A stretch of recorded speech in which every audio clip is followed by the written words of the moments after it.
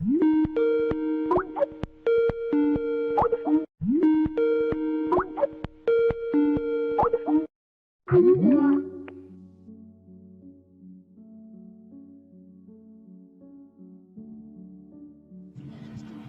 long time ago, when judges still ruled over Israel, and the land was dried up with famine, a man from Bethlehem which ironically means place of bread, left his home in Yehuda to live as a foreigner in the land of Moab. He traveled with his wife and their 2 sons. His name was Elimelech, and his wife's name was Naomi. Their 2 sons were called Mahlon and Kilion. They were descendants of Ephraim's tribe from Bethlehem in Judah. They had settled and made lives for themselves in Moab. But soon after, Elimelech died, leaving Naomi in the care of her sons. Each son married a woman from Moab. One was named Orpah, and the other Ruth. And they lived together for 10 years before Mahlon and Kilion died also. Naomi was left alone without her husband and 2 sons. Word had reached Moab that the Eternal One had once again brought life back to the land of Israel and blessed his people with food. Naomi returned and prepared to return with her daughters-in-law. With Orpah and Ruth at her side, she began her journey back to Judah, leaving the place where she had lived. You have accompanied me far enough. You must both return to Moab. Go home to your mother's care and your people. May Adonai show his loyal love to you, just as you demonstrated it to my dead sons and me. I hope he will bring you new husbands, and that you will find the rest you deserve in their homes. She drew close, kissed them, and turned to go on her way alone. But Orpah and Ruth wailed and sobbed, crying out to her, "Do not leave us. We insist you take us with you to live with you and your people." Go back to your homes, my daughters. What possible reason would you have for returning with me? Do you think there are more sons inside of me? Will you marry these unborn sons? Listen to me, daughters, and go back. I'm too old. I will not marry again because I cannot conceive. But even if I could, if I still believe there was hope for me, or if I had a husband and conceived sons tonight, would you waste a lifetime waiting for them to grow up? Would you let this hope for the future keep you from me remarrying now? Of course. My dear daughters, it is obvious that Adonai has acted against me. My life is much too bitter for you to share with me. At this, Orpah and Ruth wailed and wept again. Then Orpah kissed Naomi, said goodbye, and returned the way she had come. Yet Ruth refused to let go of Naomi. Look at your sister-in-law. She has returned to live with her people and to worship her gods. Go, follow her. Stop pushing me away, insisting that I stop following you. Wherever you go, I will go. Wherever you live, I will live. Your people will be my people. Your God will be my God. Wherever you die, I will also die, and be buried there near you. May Adonai punish me, and even more so, if anything besides death comes between us.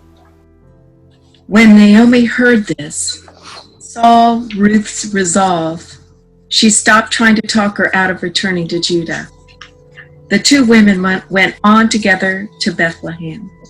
News of their arrival spread throughout Bethlehem. In fact, the whole community was humming with the report, with the women exclaiming, Could it really be the same? Could this really be the so same long ago? Naomi who So left long us ago? so long ago? Do not call me Naomi ever again, for I am no longer pleasant. Call me Mara instead, for I am filled with bitterness, because Shaddai has treated me bitterly. I left this place full in spite of the famine, but Adonai has brought me back empty from a plentiful land. Why would you call me Naomi, the pleasant, when Adonai has testified against me and the El Shaddai has brought disaster upon me? This was how Naomi came into Bethlehem with her daughter-in-law Ruth from Moab. It was at the beginning of the barley harvest when they returned to the land. Now Naomi's deceased husband had a relative in Bethlehem, an honorable, wealthy man named Boaz. One day Ruth, the foreign woman who returned with Naomi from Moab, approached Naomi with a request. Let me go out into the field and pick whatever grain is left behind the harvesters. Maybe someone will be merciful to me. Go ahead, my daughter. Ruth left and went into the fields to pick up the gleanings, the grain that had been left behind by the harvesters. And so it was that the portion of the field that she was working in belonged to Boaz, who was a part of Elimelech's family. As she was working in his field, Boaz happened to arrive from Bethlehem, and he greeted the harvesters. May Adonai be with you. May Adonai bless you. bless you.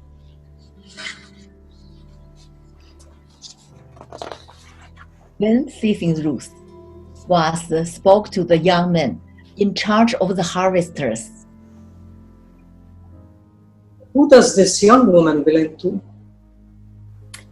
She is the Moabite woman who came back with Naomi from Moab.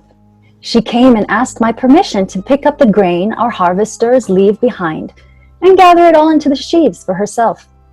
Except for one small break, she has been here all day, working in the field from the morning until now. Listen to me, my daughter. Do not go and glean in any other field. In fact, do not go outside my property at all, but stay with the young women who work for me, following the harvesters and bundling the grain into sheaves. Watch the harvesters and see which field they are working in. Follow along behind these servants of mine. I have warned the young men not to touch you. If you are thirsty, go and get a drink from the water jars my young men have filled for the harvesters. Overwhelmed, Ruth bowed down before Boaz, putting her face to the ground in front of him. I am just a foreigner. Why have you noticed me and treated me as if I am one of your favorites? I have heard your story. I know about everything you have done for your mother-in-law since your own husband died. I know you left your own mother and father, your home and your country, and you have come to live in a culture that must seem strange to you. May Adonai repay you for your sacrifices and reward you richly for what you have done. It is under the wings of Israel's God, Adonai, that you have sought shelter. I pray you will continue to look upon me with such favor. I am comforted by your kind words, even though I am not as worthy of them as even one of your servant girls. Later during the meal, Boaz spoke to Ruth again. Come over here and have some of my food. Dip your piece of bread in the vinegar wine. So Ruth sat down among the harvesters. Boaz also offered her some roasted grain. She ate as much as she wanted and even had some left over. When her meal was finished, she got back up and returned to work. Then Boaz pulled some of the young harvesters aside and gave them instructions concerning her. Let her pick up grain from among the sheaves. Do not reprimand or humiliate her for gleaning where it is usually forbidden. Instead, periodically pick out a stalk or two from the sheaves that have already been bound and leave them for her to gather for herself. Make sure that no one gives her a hard time. So, Ruth worked in the field all day until the sun had nearly set. And when she finished picking up the leftover ears, she beat her gathered barley grains from the stalks with a stick. All that work resulted in over 20 quarts of grain. Then she carried it back to the city where her mother-in-law saw how much she had gleaned. Ruth took out the leftover food from what she could not eat of her midday meal and gave it to Naomi. Where did you go to work today? Where did you glean all this from? May God bless the person who gave you this kind of attention. So Ruth told Naomi the story of all that had happened to her that day and on whose land she had worked. The man I worked with today, his name is Boaz. May Adonai bless this man. He has not given up showing his covenant love toward the living and the dead. This man is closely related to us. He is a kinsman redeemer of our family. That is not all he did. Boaz also instructed me to stay with his young workers for the remainder of his grain harvesting season. It is best that you do as he says. Stay with his young women who bind the sheaves. They will keep you safe from the hostility and danger of working in another's field. So that is what Ruth did. She kept close to Boaz's young female servants and picked up everything they dropped. She worked hard throughout the 7 weeks of the wheat and the barley seasons until the harvest was complete in early summer. And this whole time she lived at her mother-in-law's house. My child, it is my responsibility to find a husband and place of rest for you, a place where you will find rest and contentment. You have been working alongside the young women who serve Boaz. Is he not a part of our family? Early this evening, during the late afternoon wind, he will be on the threshing floor winnowing the barley. Bathe and perfume yourself. Put on your best dress, then go down onto the threshing floor. Be careful though. Don't let him know you are there until he has finished eating and drinking. Once he is relaxed, he will lie down to sleep. Make sure you notice where he is. Once he has laid down, go to him, uncover his feet, and lie down. He will tell you what to do. I will do everything that you have told me to do. So she went down to the threshing floor and followed through with everything her mother-in-law told her to do. Not much later, Boaz finished eating and drinking and was in good spirits. He made his way to the end of a pile of grain and lay down there to sleep. Then, very quietly, Ruth snuck to where he was lying down. She uncovered his feet and lay down at his feet. Later, sometime in the middle of the night, Boaz was startled and woke up. When he rolled over and looked around, he discovered there was a woman lying at his feet. Who are you? Mi'at. Min enti. Nay sheshi. I am your servant Ruth. Spread out your hem of your garment so that it covers your servant. You are a near relative of our family. May Adonai bless you, my daughter. For the loyal love you are showing now is even greater than what you showed before. You have not pursued a younger man, either a rich one or a poor one. You may rest easy. You have nothing to fear, my child. I will do everything you ask. Everyone in the city agrees you are a woman of virtuous character. You are right that I am in line as a near relative of your family, but I am not the only one, nor the most likely. There is another man who is more closely related to you than I am. Spend the rest of the night here. In the morning, I will give him the chance to act as your kinsman redeemer and redeem you and your family. If he is willing to do this, good. But if he is not willing to fulfill his responsibility, then as Adonai lives, I promise, I will redeem your family by marrying you. Now remain here until morning comes. So Ruth lay at his feet until early morning. Then she got up to leave while it was still dark, before she could be recognized by anyone, because Boaz realized no one should know the woman who was on the threshing room floor. Now bring me the outer garment you are wearing, hold it out and hold on tightly. She did so, and Boaz filled her garment with 6 measures of barley grain. He handed it to her, then he left her and went into the town to conduct his business. When Ruth returned to Naomi's home, her mother-in-law asked her daughter, Who are you? Tesheshe. Mi'at biti. Min inti ya binti.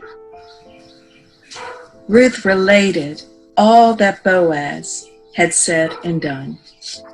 He even gave me these 6 measures of barley grain, saying to me, you can't go back to your mother-in-law empty-handed. Now you must wait, daughter. We must wait and see what happens. Be at peace. That man will not rest today until this is resolved. At that same time, Boaz went to the city gate and he sat down. Just then, the kinsman redeemer of the family he had told Ruth about walked by. My friend, come and sit down with me for a while. We have some business. So the man came and sat down beside Boaz. Before he spoke further to the man, he gathered together 10 elders from the city and asked them to preside there, which they did. You have heard of Naomi? She's the woman who recently returned from Moab. She is transferring her rights to the plot of land belonging to her deceased husband, our relative Elimelech. I want you to know about it because, as a close family member, you have the first right to purchase it. If you want to do so, you have enough elders sitting here to witness the transaction. If you want to become the guardian and redeem this land, it is yours. But if you are not interested in doing this, tell me now. The right belongs to you, but if you refuse it, I am next in line. Of course. I exercised my option to redeem this land. Now, just so you know, on the day you buy this plot of land from Naomi, you will also acquire Ruth, the Moabitess. She is the dead man's widow. It will be your responsibility to make sure she has children so that they can carry on her dead husband's name with the inheritance. Well, then I will not be able to redeem it. I will not put my own property at risk. I relinquish my right to redeem the land. You do it. Now, in the old days of Israel, when this story was playing out, land was redeemed and property was transferred legally when a man involved in the sale removed one of his sandals and gave it to the other. This was how contracts were sealed in Israel. So the kinsman redeemer took off his sandal and handed it to Boaz. It's now your responsibility. Every one of you have witnessed what happened here today. I secured the rights to everything that belongs to Elimelech and his sons Mahlon and Kilion from Naomi. I have also taken responsibility for Ruth, the woman from Moab, who was married to Mahlon. She will become my wife. I will see to it that his family and this city remembers Mahlon. I will raise children who will bear his name and make sure his property stays in the family. You are all witnesses to this today. We are witnesses of what has happened here today. May Adonai take this woman who is becoming a part of your family today and make her like Rachel and Leah, the two women responsible for building the nation of Israel with their children. And may your reputation become well known and well respected throughout Ephrata and Bethlehem. May the children Adonai gives you and this woman make your family like the family of Perez, who was born from the levirate union between Judah and Tamar. Then Boaz took responsibility of Ruth, and they married. After they came together, Ruth conceived by Adonai's provision, and later she gave birth to a son. Praise the Eternal One. He has not abandoned you. He did not leave you without a redeeming guardian. May your offspring become famous all through Israel. May this child give you a new life. May he strengthen you and provide for you in your old age. Look at your daughter-in-law, Ruth. She loves you. This one devoted daughter is better to you than 7 sons would be. She is the one who gave you this child. Then Naomi held the child tightly in her arms and cared for him. For all around her, friends cried out, Naomi has a son! They named the child Oved because he would provide for his grandmother. Oved grew up and became the father of Yessa. Yessa too became a father one day, the father of David. Here is the genealogy of the Perez family. Perez was Hezron's father. Hezron was Ram's father. Ram was Aminadab's father. Aminadab was Nahshon's father. Nahshon was Salmon's father. Damon was Boaz's father. Boaz was Oved's father. Oved was Jesse's father. And Jesse Jesse was the father of David.